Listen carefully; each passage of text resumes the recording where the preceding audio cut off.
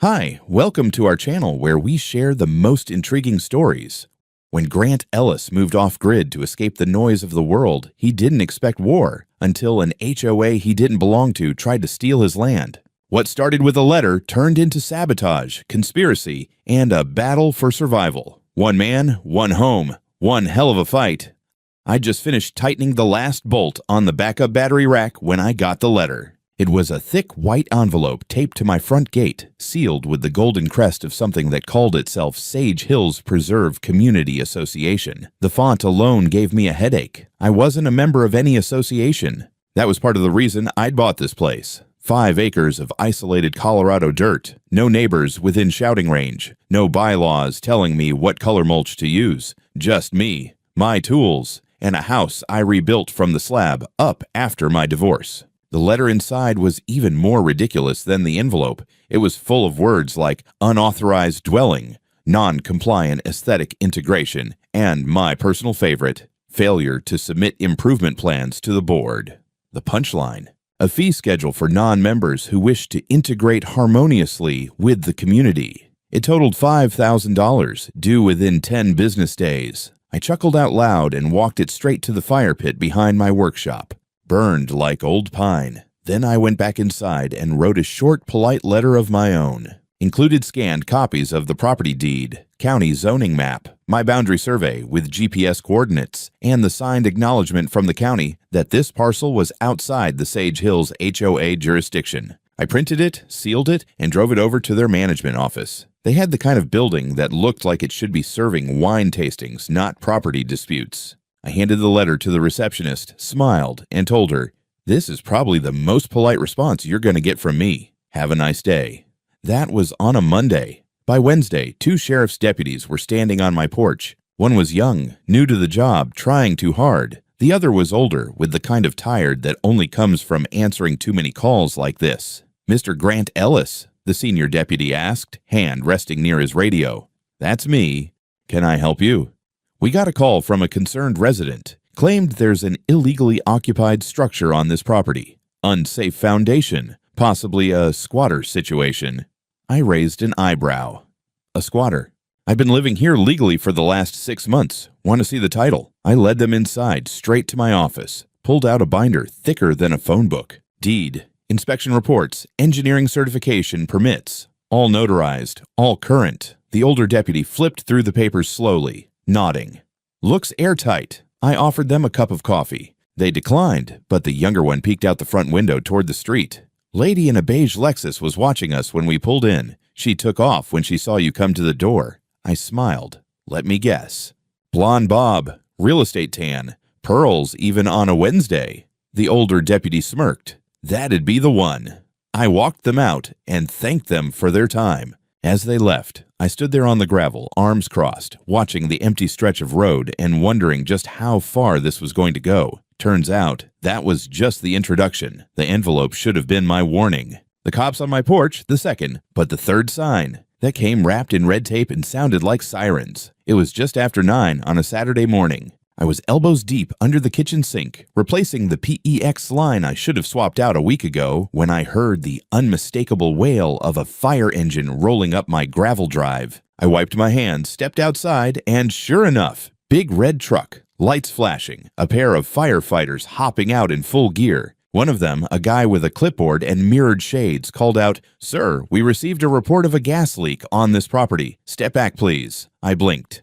"A gas leak? You're kidding." "No, sir. It was called in anonymously. Strong odor reported. Hazard level 2. I held up my hands. "You're welcome to check, but I run on a sealed propane system with full alarms. I'd already be unconscious if there was a leak." Still, they did their job. I watched from a safe distance as they combed around the tanks, the generator shed, even walked the perimeter with sniffers. After 15 minutes, clipboard guy walked back over, clearly annoyed. "No leak, no odor, no readings. Either someone's pulling your leg, or they're trying to screw with you." I gave him a tight smile. Guess which one I'm betting on. As they packed up, I noticed a familiar beige Lexus slow roll past the front gate. Karen. She didn't even try to hide it this time. She rolled her window down slightly, stared straight at me, then drove off like she owned the whole mountain. I wasn't in the mood to play defense anymore. That afternoon, I drove into town and picked up 3 additional trail cams with night vision, plus 2 motion-activated spotlights and a low-profile mic array with auto record. The perimeter was already solid, but now I wanted eyes and ears on every blind spot, especially the wellhead, the pump system, and the sub-basement where I kept my battery inverters. Sunday morning, I set it all up. Poles, power, hidden wiring, Wi-Fi backup, auto-sync to cloud, the works. By Monday, I had a full perimeter of surveillance and an alert system that pinged my phone the second anyone crossed the line. I also filed a formal incident report with the fire department, noting the false call and request for information on the source. I knew they wouldn't tell me who placed it. Not yet. But I wanted it on record. Later that week, I started noticing subtle things. Footprints outside the fence line. 2 sets, both heavy-soled, not mine.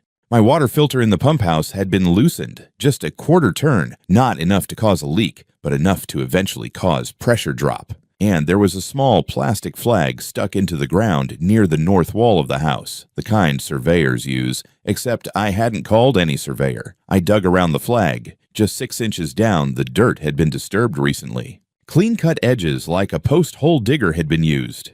I didn't like where this was going. That night, just before 2 a.m., I got my first ping, motion detected near the southeast wall. I pulled up the live cam feed and watched 2 figures move silently along the house in reflective vests. One held a flashlight low to the ground. The other carried what looked like a drill case. I didn't move. I didn't shout. I watched. I recorded. They left within 10 minutes, but they'd scraped away enough of the surface soil to reach the foundation skirt, and from what I could see, they'd drilled 2 small pilot holes. Barely noticeable, unless you were the guy who poured and tested that foundation yourself, which I was. In the morning, I checked the site. They'd covered the holes with pebbles and mulch. Sloppy. I went back inside, copied the footage to an external drive, and started logging every second. The audio was choppy, but one phrase came through crystal clear. She said to make it look natural. They weren't just harassing me now. They were laying groundwork. Literally. By Thursday morning, I was past the point of hoping this would burn out on its own. The sabotage attempts, the false emergencies, none of it was subtle anymore. And yet, the sheer audacity of what happened next still managed to piss me off on a cellular level. I was in the workshop fixing a cracked welding mask when I heard tires on gravel, not the UPS guy. This was slower, deliberate. I stepped outside, and there she was, in the flesh. Karen Moultrie, president of Sage Hills Preserve HOA, standing at the end of my drive like some suburban dictator surveying disputed territory. She was flanked by 2 other board members, both dressed like lawyers on a country club field trip. Karen held a clipboard like it was a weapon. "Mr. Ellis," she called out, like she hadn't just sent fire trucks and contractors to trespass on my property. "We need to speak with you immediately." "Then speak," I said, not moving an inch closer. She stepped forward, heels crunching gravel.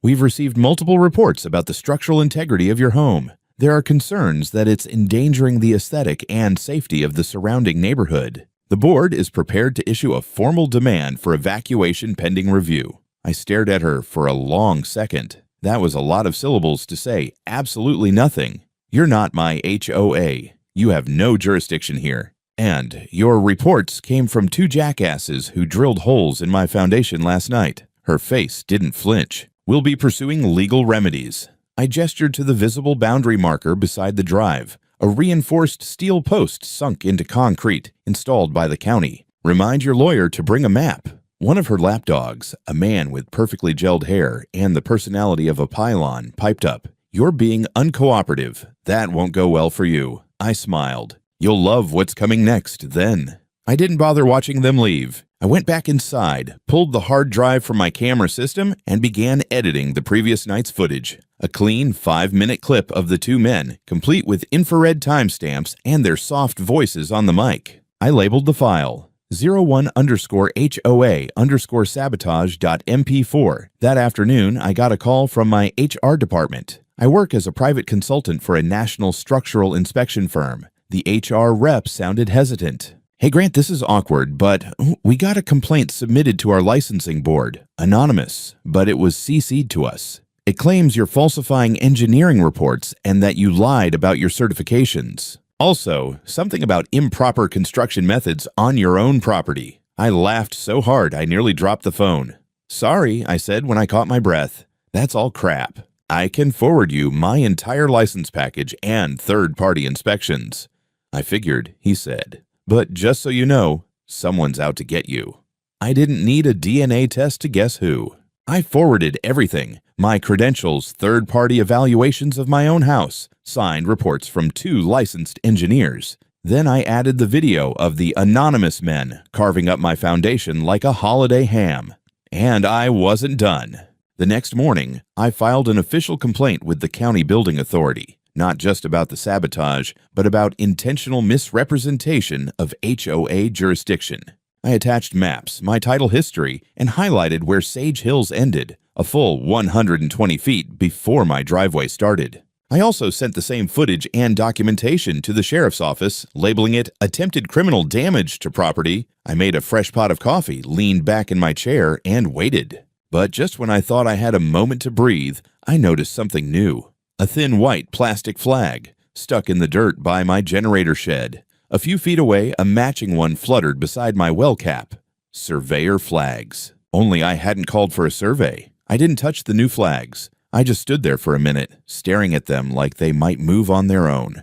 I had already dug one up by the foundation last week, and now they were closer to critical systems. The generator, the well cap, same type of marker, same cheap plastic base you'd get from a contractor's van, which meant someone had been back. Again, only now they were pushing in deeper, getting bolder. I pulled out my phone and opened the camera logs. Motion alert, time-stamped 2 hours after midnight. 2 people, one with a bag of flags, the other scanning with what looked like ground-penetrating radar. They moved like they had done it before. Quick, silent, efficient, except they weren't invisible. Not to me. I clipped the footage, saved the audio. Again, they mentioned Karen said, and began building what I was now officially calling my war file. It already had 3 videos, 2 incident reports, timestamps, audio, survey maps, and now another. Entry, coordinated attempts to mark critical underground infrastructure. I spent the morning cataloging everything. By noon, I was heading into town with a manila folder and a thumb drive. First stop, the sheriff's office. Detective Alan Cruz was waiting for me. He was the kind of guy who looked like he'd rather be fixing his truck than sitting under fluorescent lights. But I liked him for that. Practical, grounded. He flipped through the folder slowly. You saying this is all one coordinated action? I nodded. That's exactly what I'm saying. They're laying the groundwork to claim my house is unsafe. They're manipulating the ground beneath the foundation. Then they'll call for another inspection, their inspector probably, try to have the house condemned. He looked up at me. That's a hell of an accusation. Good thing I brought proof. I passed him the drive. He plugged it in, pulled up the thermal footage from the southeast wall, the digging, the drilling, the setup. Then the surveyor clips from last night, and, finally, the audio. Clear, unmistakable. She said to focus on the north and east sides, says they'll crumble first if we do it right. He sat back in his chair. Jesus Christ. Tell me about it. Cruz nodded slowly, eyes still on the screen. All right. I'm filing a criminal mischief and trespassing report. Might escalate this to attempted property damage. I'll also request a warrant for the contractor Karen's using. We've seen their trucks in a noise complaint case last year. That got ugly too.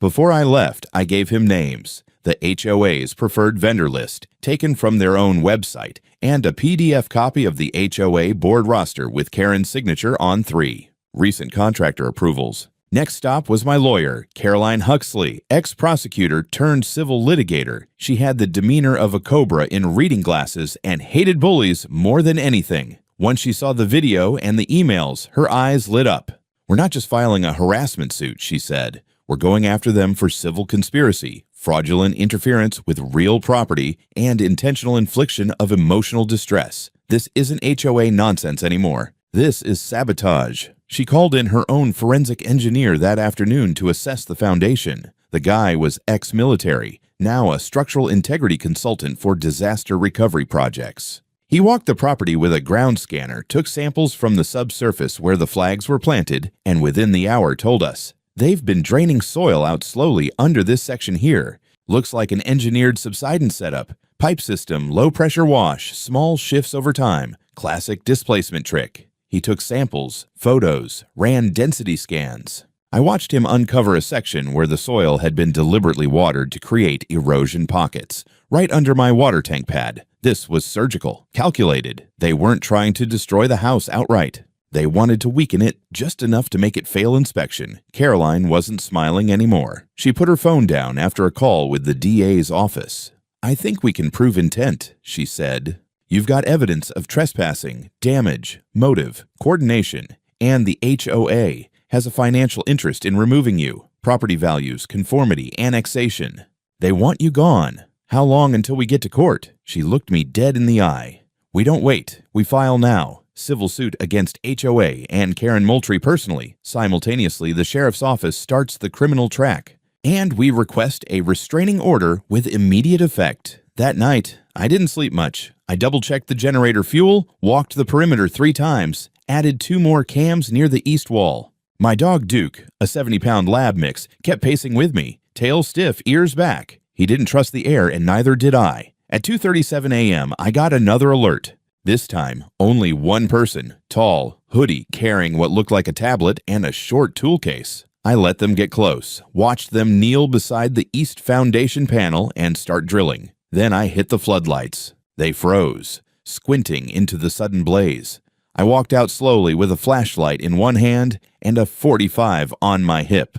"Care to explain what the hell you're doing on private property at this hour?" The guy bolted. I didn't chase. Duke did. He went full berserker mode, and whoever that was barely cleared the fence before Duke snapped the corner of his backpack off with his jaws. I recovered the piece, a canvas strap with the logo of Stone and Ridge Construction printed on the inside. Same contractor tied to Karen's last 3 HOA projects. Game over. By sunrise, I was already on the phone with Caroline. I told her what happened, described the man, the drill, the canvas strap, and how Duke nearly made him a chew toy. She didn't even pause. "That's attempted criminal sabotage," she said. "And if we can tie it to Karen's contractor, it becomes a conspiracy charge. I'll call crews." An hour later, 2 deputies rolled up my drive. They took the broken strap, reviewed the footage from my external cameras, and noted the logo. One of them, a guy named Barnes, muttered, "They're not even being careful anymore." That was the most disturbing part. They weren't hiding. They were escalating. Fast. By noon, crews called me back. "Grant," he said, "we served a warrant on Stone and Ridge's storage yard. We found multiple drone scans of your property, architectural schematics, and internal memos with the HOA logo printed in the margins. One doc outlined a post-eviction reclamation plan." He paused. "They planned for your house to be condemned, removed, and then the parcel annexed by the HOA as a greenbelt for future development. And there's an email chain with Karen's signature approving the contractor's exploratory soil procedures." I gripped the kitchen counter so hard my knuckles went white. Crews continued. "We're preparing a criminal conspiracy case. This is organized fraud, with trespassing, property damage, and possibly mail and wire fraud if any of those reports were filed electronically. We're bringing in a DA." I didn't even respond, just stood there, letting it settle. They tried to steal my home. And they thought it would work. That evening, Caroline filed for an emergency court hearing. It was granted for the following morning. The goal: a protective order against Karen Moultrie and the HOA board, including an immediate injunction preventing any physical entry onto my property and preservation of all HOA communications under subpoena. When I walked into court the next day, I didn't wear a suit. I wore jeans and a canvas shirt with dust still on it because I wanted them to see who they were trying to erase. Karen showed up in a beige business suit with matching purse and zero expression. Her lawyer looked like he charged by the eyebrow raise. The judge, an older woman with a face like carved granite, read the initial filings in silence. When Caroline stood up, she didn't waste time. "Your Honor, my client's property rights have been violated in escalating stages. Surveillance footage, contractor links, flagged evidence, physical sabotage. This is not an HOA dispute. This is a hostile campaign to erase a legal homeowner from land they do not control for the benefit of annexation and development." She presented the evidence with surgical precision: time-stamped video, engineering scans, trespassing logs, construction maps, the drone footage recovered by police. Karen's lawyer stood and tried to play the misunderstanding card. We believe there has been confusion over property boundaries and miscommunication with vendors, not malice or coordination. Miss Moultrie has acted in good faith." The judge cut him off.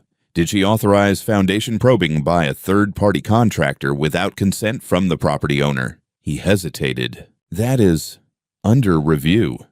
"She either did or didn't, counsel." "I believe she did." That was the end of that. The judge ruled in our favor: full temporary restraining order, immediate suspension of all HOA-related construction activities, and an order to preserve all HOA internal communications and financial transactions for the last 6 months. Karen didn't say a word as she left the courtroom, but her eyes were glassy, and I could feel it. She finally understood she was in deep. And I wasn't done yet. The next day, the local paper ran a front-page article: HOA President Under Fire for Alleged Sabotage of Private Home. My name was in it. So was Karen's. So was the phrase criminal conspiracy under investigation. The community turned fast. By the weekend, several homeowners from the HOA reached out to me directly. One guy, Tom, said, "We didn't know it was that bad. I voted for her because she cleaned up the park." But this is crazy. Another woman emailed copies of internal HOA newsletters and one PDF attachment labeled Annexation Draft V 2.0. It included my lot number. They'd planned this for months, and now it was unraveling. The final blow came on Monday. Caroline received a call from a junior contractor who used to work for Stone and Ridge. He wanted whistleblower protection, said he had emails, ones that proved the whole inspection fraud was coordinated, that Karen knew the soil was intact and ordered it tampered with to simulate subsidence. Her words. She set it all in motion. Caroline looped the DA's office in immediately. The whistleblower was deposed. His emails were verified. And that was the last piece we needed. Karen Moultrie, HOA president, was arrested on Wednesday morning. Charge: felony conspiracy to commit property fraud with enhancements for organized planning and attempted personal enrichment through annexation fraud. I watched from my porch as the sheriff's cruiser took her away in cuffs. Duke barked once, wagged his tail, and sat beside me like he knew we'd won a battle, but not the war, because I had one more goal left: make sure this HOA never breathes another threat toward me again. Karen's arrest changed everything, at least on the surface. For the first time in weeks, the HOA stopped acting like they owned my land. No more flags, no more strange vehicles idling at night, no more surveyors getting lost. But I knew better than to think it was over. You don't kill a snake just by cutting off the head. You have to make sure the body stops moving too. And this particular snake had deep roots. I spent the next few days combing through every document I could get my hands on. Caroline filed formal discovery motions, and as part of the criminal investigation, the DA's office began seizing digital records from the HOA servers. What came back was a gold mine or a landmine, depending how you looked at it. Meeting minutes, internal memos, budget proposals, all under the assumption that my property was going to be condemned and absorbed. They even budgeted for landscaping. There was a full timeline titled Reclamation Phase, which assumed I would be out of the house by October, evicted, or forcibly relocated under a city ordinance they planned to manipulate. They really thought they had it all figured out. But that wasn't the worst part. Buried deep in the emails was a letter of intent, a signed document between the HOA board and a private developer named Lexington Valley Partners. In it, the board promised to deliver my land, plus 3 other surrounding parcels, in exchange for a 10% cut of future development profits. The amount forecasted, over $4 million. It was outright theft, not theoretical, not accidental, but premeditated, deliberate theft. I was furious, but I was also clear-headed. Caroline said, "We don't just take this to court, we bury them with it. Public exposure, civil court, federal property fraud if we're lucky. These people don't get to just resign and walk away." And I agreed. The goal wasn't just justice anymore, it was precedent, so we went public. Caroline held a press conference on the courthouse steps. News vans showed up from Phoenix, even a few from California. She laid it all out: the plot, the contractors, the false reports, the damage to my foundation, and the attempted financial fraud. Then she handed over flash drives with redacted evidence to every journalist who wanted one. That same night, my phone didn't stop ringing. Neighbors, reporters, angry HOA members. Even a city council member called me personally and said, "If you ever want to file a civil rights claim under property law statutes, we'll support it." Meanwhile, the rest of the HOA board started scattering like roaches under a flashlight. One resigned immediately. Another, the treasurer, tried to claim he was never aware of the full plan, but we had his signature on the internal budget. Too late for remorse. 2 days later, the HOA called an emergency meeting, virtual of course. Caroline and I were invited as observers, which turned out to be a mistake on their part because we recorded the whole thing. Their new acting president, a Weasley guy named Brent Kessler, tried to sound calm and professional, but his voice kept cracking. "We're discussing potential liabilities resulting from actions taken by the former president and others," he said. I unmuted myself once and asked, "Are you referring to the attempt to steal my land and destroy my home's foundation to make it easier?" He went pale and muted me. Didn't matter. The damage was done. Half the attendees, regular HOA members, had no idea what had been going on behind closed doors. Now they were asking questions, loudly. After the meeting, 2 former board members contacted Caroline to cooperate in exchange for leniency. One of them handed over proof that the entire HOA insurance fund had been secretly drained into a legal contingency account, used to pay for bribes and expedited permits. Another nail in the coffin. By the end of the week, the state HOA Regulatory Commission issued a temporary suspension of the HOA's operational authority. It was the equivalent of a death sentence. They could no longer enforce rules, collect dues, or make decisions. The board was officially powerless, but that still didn't fix what they had already done to my home, so I took a different kind of action. With Caroline's help, I filed a civil suit against the HOA as an entity, Karen Moultrie personally, the contractors involved, and Lexington Valley Partners. The charge sheet was a monster: criminal conspiracy, fraud, trespassing, property damage, defamation, harassment, and attempted unlawful seizure of land. I wasn't asking for a simple payout. I was asking for everything. Full restitution, damages, punitive awards, and a court order preventing them from ever interacting with my property again. The judge accepted the case for fast tracking. In the meantime, I hired my own crew to repair the damaged soil around the foundation. The contractor I brought in was ex-military, like me, and understood the need for discretion. He also confirmed something chilling. The eastern trench they'd started carving into the hill above my house wasn't just cosmetic. If they'd kept it up another week or two, a heavy storm could have caused a mudslide right into my foundation. They weren't just trying to condemn the house. They were trying to destroy it, with me still inside. I stood on the porch that night, staring at the stars above the ridge, thinking about how close I came to losing everything. But I hadn't, because I fought back, and they had no idea what I had planned next. The court set the first civil hearing for the following Tuesday, and in the days leading up to it, my property turned into something between a command post and a crime scene. Deputies came out again to take new statements after my contractor submitted a report showing clear signs of tampering with drainage channels, intentional misdirection of runoff that could have undermined the slope below my foundation during the next rain. They brought a forensic engineer with them. She crouched near the carved trench, ran her hand along the edge, and said bluntly, "This wasn't erosion. This was sabotage." I stood behind her, arms folded, watching as she took samples. You think they were trying to bury the house? Not bury it, break it. If this soil gave out, she tapped the edge with her pen, you'd have lost your foundation by winter.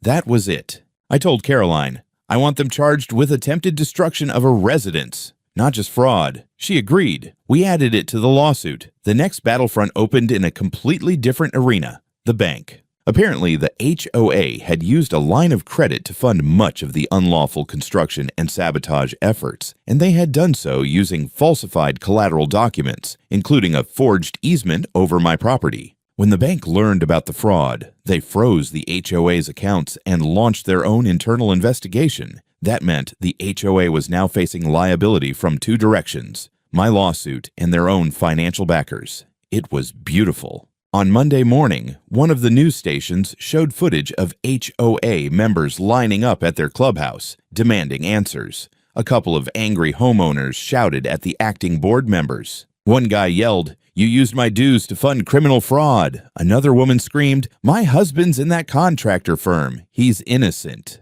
I almost felt sorry for them. Almost. Tuesday came fast.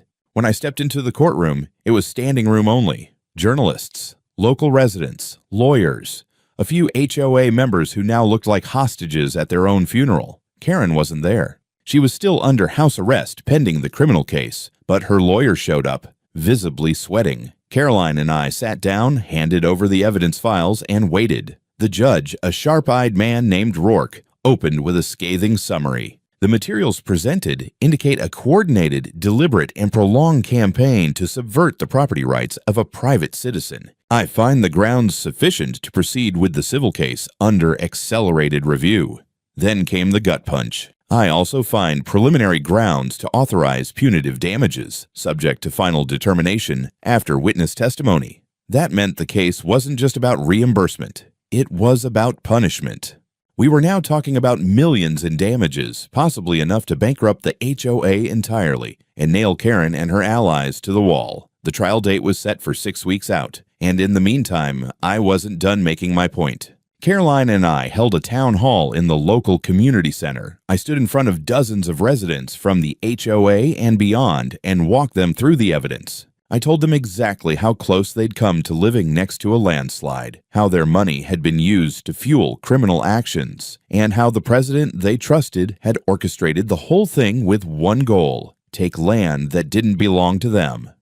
There was silence at first, and then applause. A few former HOA members even walked up to me afterward and offered sworn statements in support of my case. One of them had kept emails Karen sent from her personal account. In one message, she literally wrote, "No one's going to stop us. He's just one guy with a crumbling house and a dog. This land will be ours." I printed that one and framed it. 2 days later, a grand jury added another charge to Karen's case: criminal conspiracy to commit environmental endangerment. That carried a possible sentence of 10 years if convicted. She'd gone from smug president to future inmate in less than a month. And yet, I knew better than to celebrate too early. One night that week, just after midnight, I heard movement out back.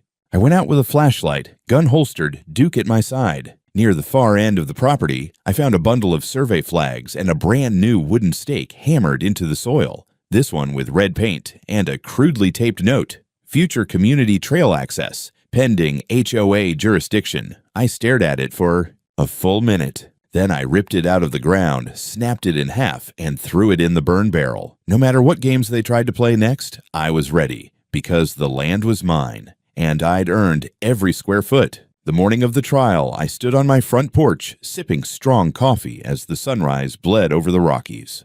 The air was cold and clear, and for the first time in weeks, it felt like my land was finally breathing again, like the weight pressing down on it had started to lift. But I wasn't naive enough to think the battle was over just because the enemy was scattered. I knew how these people operated. Even cornered rats bite. We arrived at the courthouse just before 9. Caroline was in full tactical mode. Dark suit, no-nonsense face, folders organized like she'd been waiting for this her entire career. And maybe she had. I sure knew I had. Karen arrived in a tan prison-issued blazer, wrists uncuffed but flanked by 2 deputies. Her face was a canvas of resentment and fear. Her attorney looked like a man aging in real time. The trial opened with witness testimony. Engineers, forensic experts, even the contractor I'd hired, who gave a chilling breakdown of how close the slope was to failing. Then came the paper trail: emails, maps, forged permits, internal HOA budgets. Caroline walked the court through each item with the precision of a surgeon. No theatrics, just brutal surgical truth. But the moment that shifted everything came when Caroline called their former treasurer, a man named Rick Matheson, to the stand. He had flipped weeks ago and now sat under oath, clearly rattled but honest. "She ordered the trench," he said, nodding toward Karen. "She told us, make the house unstable. Once it's condemned, he'll have no choice but to leave. She even said we should leave the damage to worsen with winter rains." Gasps in the courtroom. Karen paled. Rick continued. And when we raised concerns about legal exposure, she said, quote, "Let the lawyers handle the mess. We'll have the land and the board will be protected." Caroline's voice was ice when she asked, "Was the board protected?" He shook his head. "No, we were lied to, just like everyone else." And just like that, the jury's mood turned. The judge recessed for an hour. When we returned, Caroline closed with the kind of statement that stays in people's heads for years. This wasn't just about property, it was about power, about people in gated communities deciding they were above the law, about someone believing that if she smiled hard enough and made her neighbors feel small, she could get away with anything. But she forgot something. The land was never hers. And now, neither is her freedom. The jury deliberated for less than 3 hours. The verdict? Guilty on all counts. Civil liability affirmed. HOA dissolved under court order. Karen personally responsible for punitive damages totaling $4 million and immediate incarceration to await sentencing in the criminal case. But it didn't end there. In the following weeks, 3 more board members were indicted. The HOA's insurance refused to pay out, citing intentional criminal conduct. The developer they'd been scheming with pulled out of the region entirely. Local municipalities began drafting new ordinances to place stricter controls on HOA authority and land seizure attempts. Turns out, I wasn't the only one they'd tried to steamroll, just the one who fought back hard enough. I didn't want revenge, but I got justice. And a little poetic irony. 2 months later, the county auctioned off Karen's home, vehicles, and assets to cover the damages. I didn't attend the auction, but I sent Caroline with instructions to buy one thing if it came up. Karen's prized cast-iron street sign that had stood outside her house for over a decade. HOA President, Private Property. You're being watched. It now hangs on my barn wall. Bent, rusting, and spray-painted with one word across the top. Evicted. As for me, I rebuilt, replanted, reinforced the hill with new retaining walls. The house stands stronger than ever. And I installed cameras of my own. Not because I live in fear, but because I know the game now. You don't survive a war like this without learning one thing. When someone tries to take what's yours, you don't wait. You fight, and you finish it.